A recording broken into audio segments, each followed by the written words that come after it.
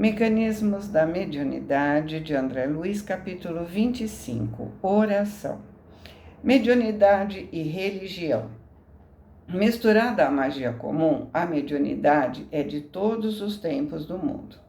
Confundida entre os totens e manitos, nas raças primitivas, alteia-se gradativamente e surge suntuosa e complexa nos templos iniciáticos dos povos antigos, ou rebaixada e desordenada entre os magos de praça pública. Totem é um animal, uma planta, um objeto que serve como símbolo sagrado de um grupo social, um clã, tribo, e é considerado como seu ancestral ou divindade protetora. E manitos representam entre os índios algonquinos uma espécie de força mágica pertencente não só aos seres vivos em geral, mas também aos fenômenos naturais. Ocioso seria enumerar sucessos e profecias constantes dos livros sagrados das religiões nas épocas anciãs. A cada passo, nas recordações de todas elas, encontramos referências e manifestações de anjos e demônios, evocações e mensagens de seres desencarnados, visões e sonhos, encantamentos e exorcismos. Reflexo condicionado em mediunidade. Em toda parte, desde os amuletos das tribos mergulhadas em profunda ignorância, até os cânticos sublimados dos santuários religiosos dos templos modernos, vemos o reflexo condicionado facilitando a exteriorização de recursos da mente para o intercâmbio com o plano espiritual.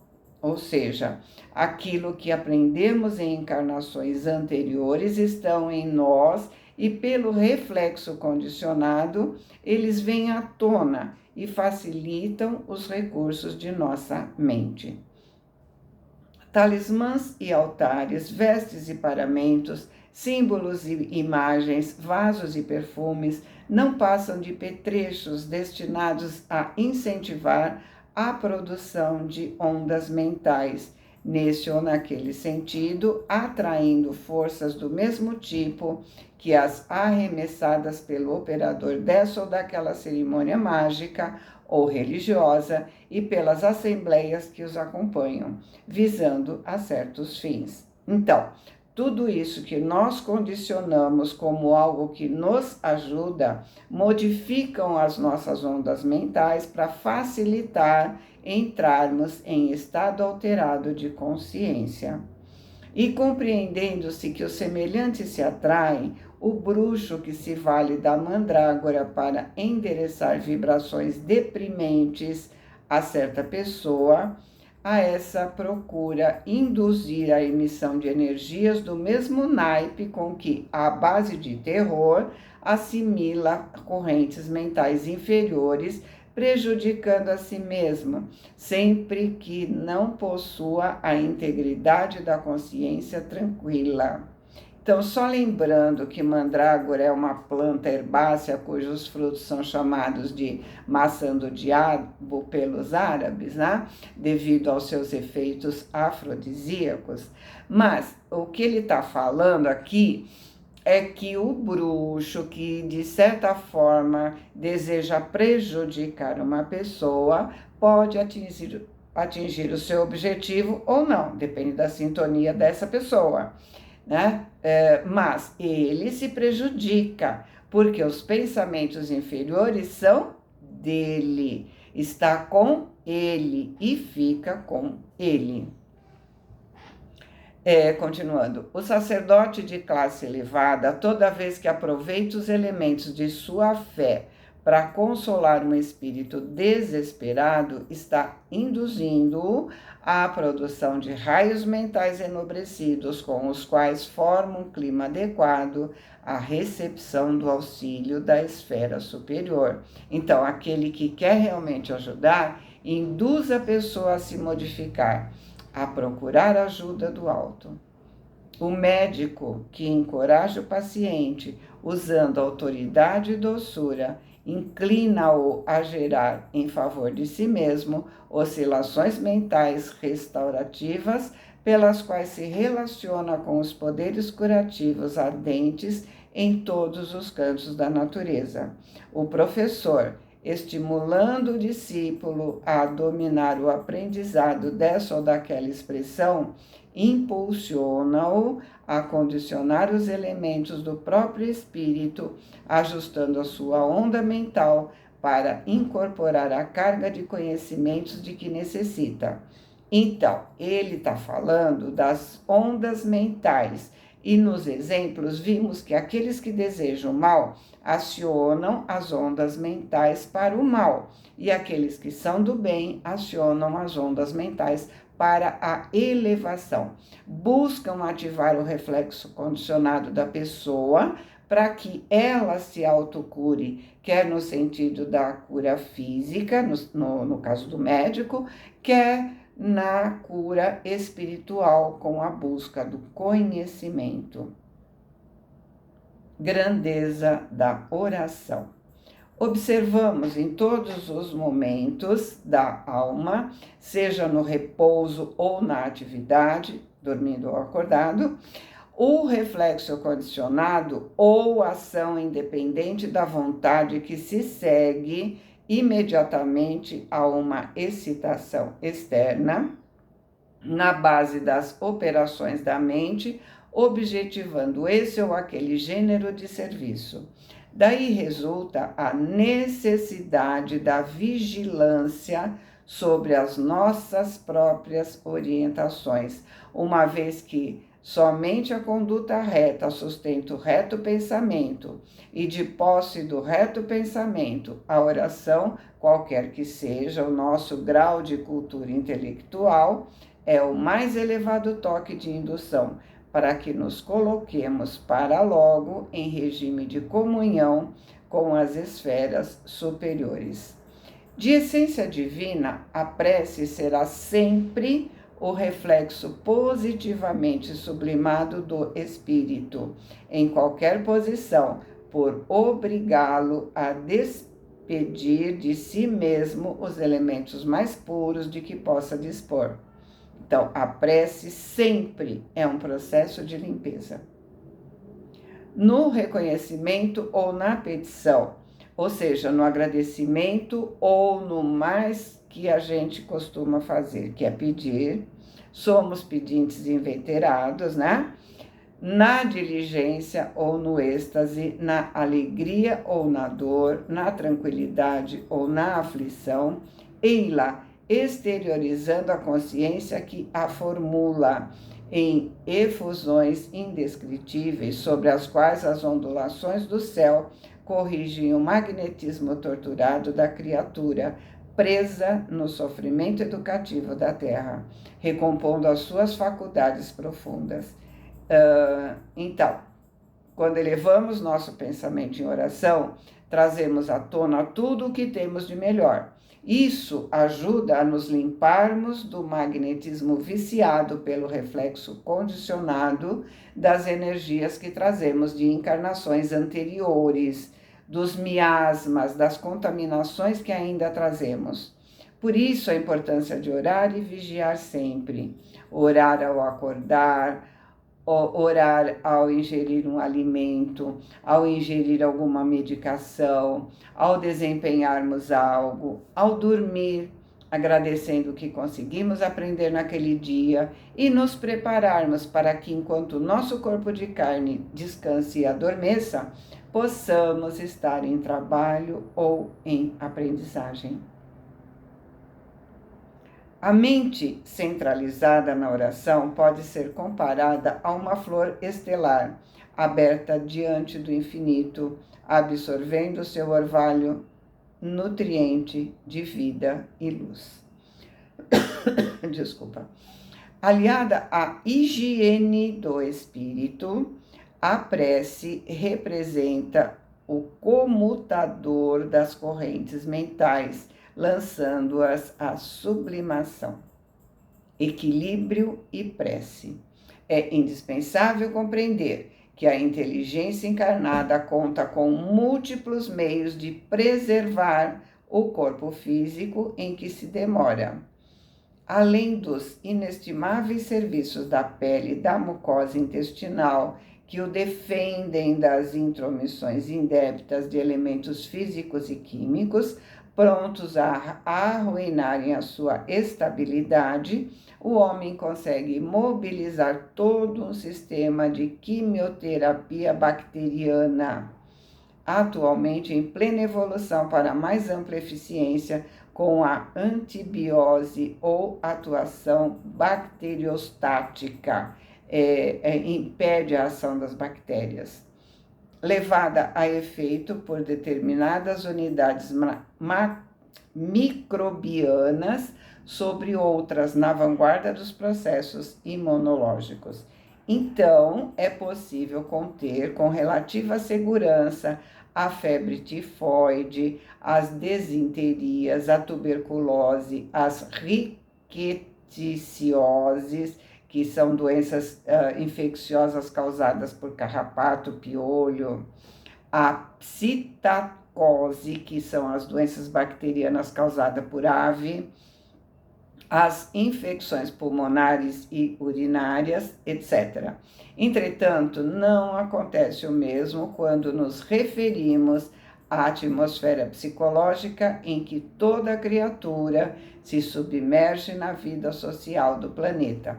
Então, ele está dizendo que é muito mais fácil combater as doenças no físico do que no corpo psíquico. Visto à distância, o homem na arena carnal, porque é uma região de luta com as nossas impurezas, né?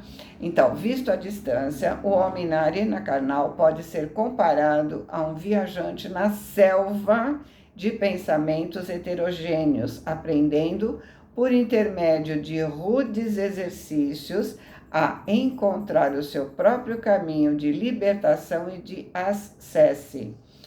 De elevação.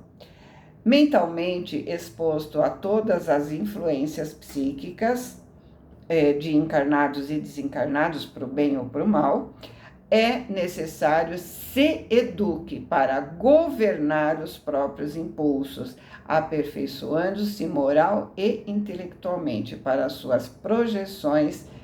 que as suas projeções se aprimorem. Então, observe que ele disse moral e intelectualmente. Não adianta a elevação intelectual sem a elevação moral. Sem a elevação moral, não há aprimoramento. Não se consegue mudar a psicosfera, não se muda o que se está plasmando à sua volta. No que tange à saúde, no que se refere à saúde e manutenção do corpo, e no que se refere à aquisição de conhecimentos, utiliza a consulta a médicos e nutricionistas, professores e orientadores diversos. Assim, é natural que se valha da prece para angariar a inspiração de que precisa, a fim de se afinizar com as diretrizes superiores.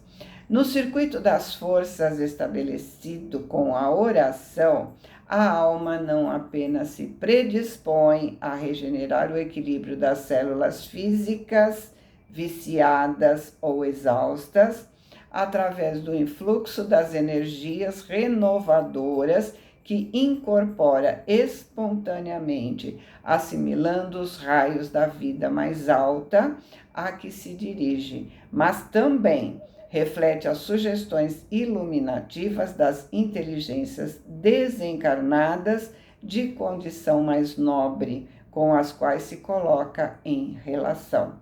Então, quando oramos, nossa alma consegue recuperar o equilíbrio das células físicas e, consequentemente, as células do perispírito, porque ao elevarmos nosso pensamento às esferas mais elevadas, recebemos sugestões para nos modificar, para deixar o homem velho.